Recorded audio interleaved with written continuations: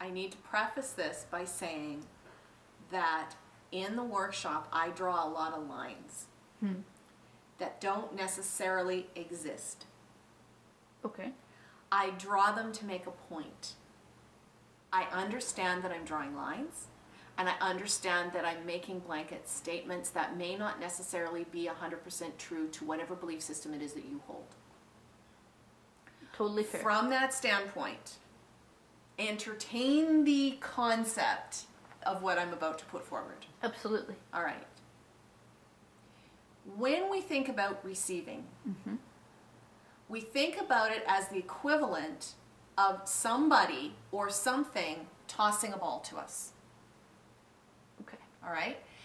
Let's think about when a child is first learning to play with the ball. We don't go and huck the ball at the child. We start off by rolling the ball to the child usually. When we toss the ball to the child, probably the first time, what happens? The ball hits the child in the chest. The kid looks stunned, looks around, doesn't quite know what's going on, doesn't know what to do with it, doesn't know how to engage with it.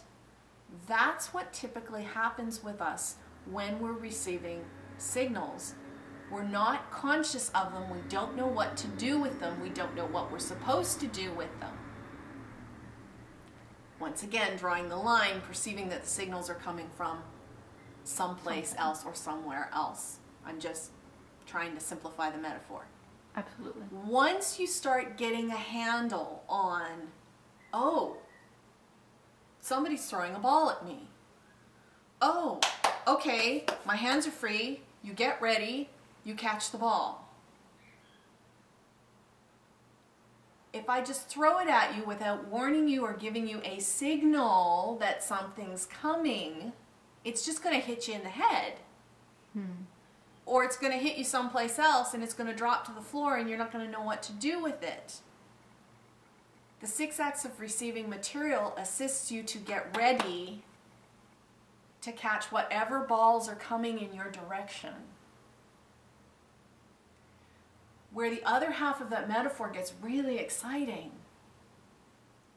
particularly in personal and professional development circles, and in the abundance of material that's out there right now, is there's no conversation about what to do with the ball when you catch the ball.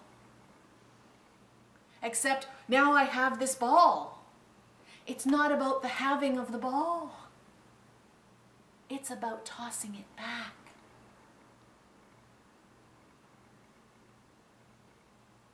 You toss it back. And then the next signal comes. And then you toss it back. And then the next signal comes. And it's the law of rhythm. It's one of the universal laws. It's also called the law of cycles. It goes back and forth. But what we do is, we grab hold of that ball and we hang on to the ball. I feel like it's our favorite toy and our favorite blankie.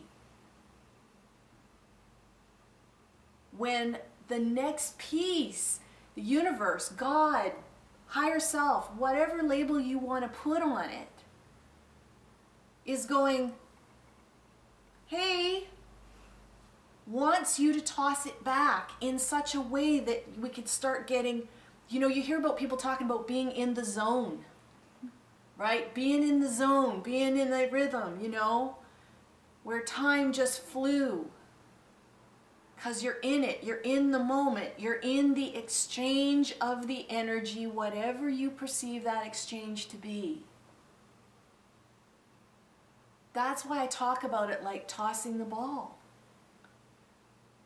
If you're hanging on to this ball, and let's just say that it's a football, okay? You're hanging on to this football. And let's say I'm the universe and like I said, I'm drawing lines, creating entities where entities might not exist, but just play with me on this, okay?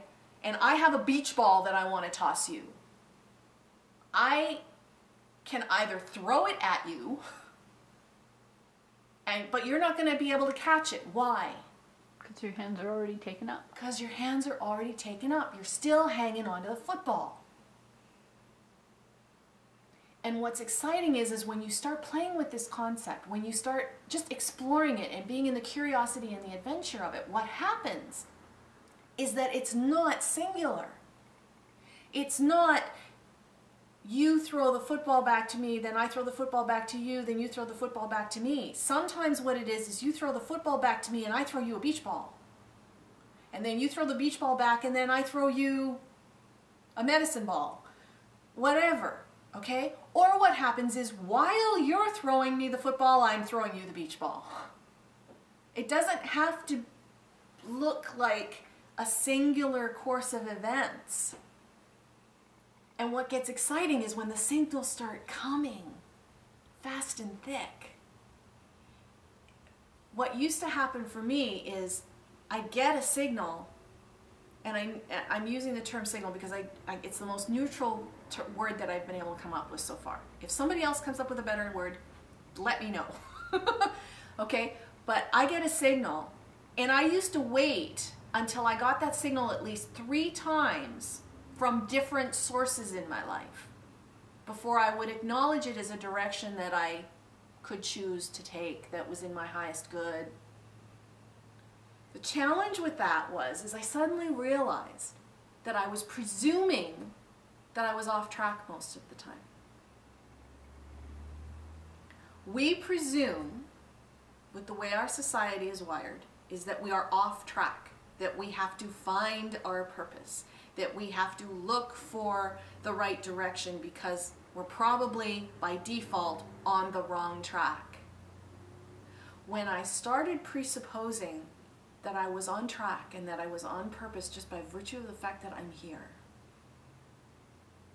then what happens is when the big medicine ball comes and hits me in the head, it's an indication to me that I'm not quite on course. But it's not, doesn't mean that I've defaulted to that place.